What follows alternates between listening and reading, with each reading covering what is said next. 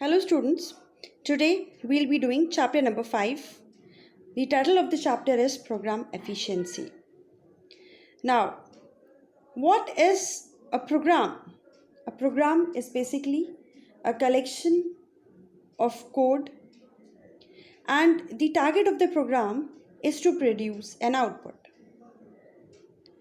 Now, after creating a program, like we have created so many programs in Python, the thing which we keep in mind while creating the program is the efficiency of the program. The program is efficient only if it produces the desired result. For example, if I've created a program which calculates the percentage of one student and the percentage which is being calculated is incorrect, then that means the program is not at all efficient. So the first point while creating a program is that the program should create the desired output. जो programme है हमारा वो desired output जो है वो produce करे. Now we can have several examples.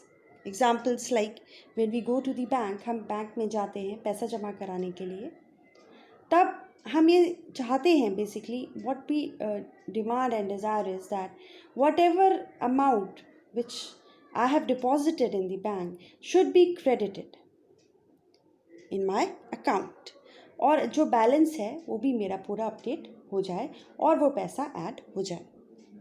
Now like railway reservation, जब हम IRCTC से रेलवे रिजर्वेशन कराते हैं तब हम ये चाहते हैं कि वेबसाइट में, जो उनकी वेबसाइट है उसमें हमारा रिजर्वेशन अपडेट हो जाए, हमारी डिटेल्स अपडेट हो जाए.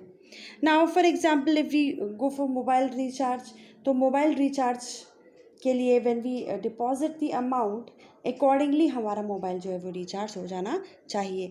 तो first point towards program efficiency is that the program should produce the desired result. Result correct होना चाहिए. और एक और पॉइंट जो हमें ध्यान में रखना है when we create a program is that fixed amount of time should be taken by the program in order to complete a task. अगर आपने प्रोग्राम बनाया है परसेंटेज कैलकुलेशन का और आधे घंटे तक भी आपका प्रोग्राम परसेंटेज कैलकुलेट नहीं कर पा रहा है, then that program is useless. Now the execution of the programs are time bound activity.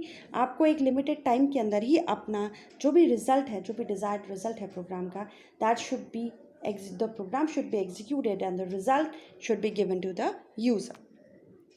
तो अभी हमने ये पढ़ा कि in order to declare that yes, my program is efficient, the first point is that the program should produce the desired result. जो desired result है वो produce होना चाहिए. Moreover, उसमें result में कोई गड़बड़ नहीं होनी चाहिए. और हमारा एक time bound activity है, जो program हमारा execute होता है तो वो within the limited time the program needs to be executed. Now, before starting the rule number 3, आप ये प्रोग्राम देखिए. ये प्रोग्राम मैंने बनाया है, यहाँ पे मैंने एक फंक्शन बनाया है.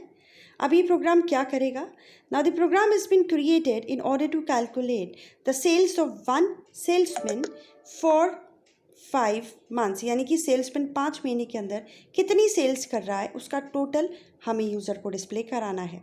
ये प्रोग्राम है.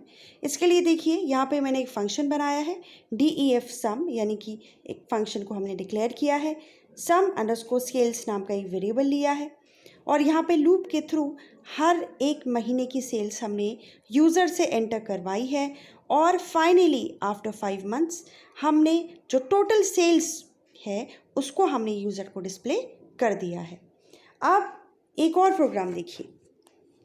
This is the same programme, वही सेम प्रोग्राम है, सेम आउटपुट है, लेकिन प्रोग्राम आप देखिए इसमें लिखा है TOT_train, यानी कि टोटल ट्रेन. हमें तो यही समझ में आएगा total train is equal to 0 और फिर यहाँ पे लूप लगी है. उसके बाद लिखा है bus is equal to integer input enter sales, total train is equal to total train plus 1 plus बस.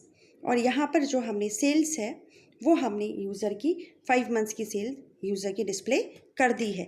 कौन से वेरिएबल में करी है? टोटल ट्रेन के अंदर. अब देखिए The next rule, rule number 3 क्या है? Program should make correct and appropriate use of identifier names. They should be proper and content specific. इस प्रोग्राम में हम देखेंगे कंटेंट स्पेसिफिक वेरिएबल के नेम्स दे रखे हैं. जैसे सेल्स कैलकुलेट करनी है तो सेल्स ले रखा है, और पर मंथ जो है, जो भी सेल की अमाउंट जो भी यूज़र एंटर करेगा वो हमने लिया है सेल्स, और सम सेल्स डिनोट कर रहा है टोटल सेल्स 5 महीने की, और इंडिविजुअल सेल्स हमने सेल्स वेरिएबल के अंदर ली है. जबकि यहाँ पर हम देखते हैं तो वेरिएबल की वैल्यूज़, वेरिएबल आइडेंटिफायर का जो नेम है वही बहुत अजीब है, और वो प्रोग्राम से कहीं तक रिलेटेड नहीं है. Now this is the next rule, this is the third rule of the program, कि जो भी आप आइडेंटिफायर का जो भी नाम आप लेते हैं वो आपके प्रोग्राम से रिलेटेड होना चाहिए. The program should make correct and appropriate use of identifier names. They should be proper and content specific. Content specific होना चाहिए. अब फॉर एग्जांपल अब ये प्रोग्राम आपने किसी को दे दिया तो उसको समझ में आ जाएगा कि हाँ ये प्रोग्राम क्या कर रहा है, लेकिन अगर आप यही वाला प्रोग्राम किसी को यूज़र को देंगे तो उसको समझने में टाइम लगेगा कि एक्चुअली ये प्रोग्राम कर क्या रहा है, क्योंकि जो वेरिएबल के जो नेम्स हैं वो प्रोग्राम से रिलेटेड ही नहीं है. यानी कि अभी हमने 3 चीज़ें समझी. पहली चीज़ जो हमने समझी कि जो प्रोग्राम है वो डिज़ायर्ड आउटपुट जो है वो प्रोड्यूस करेगा. Second, time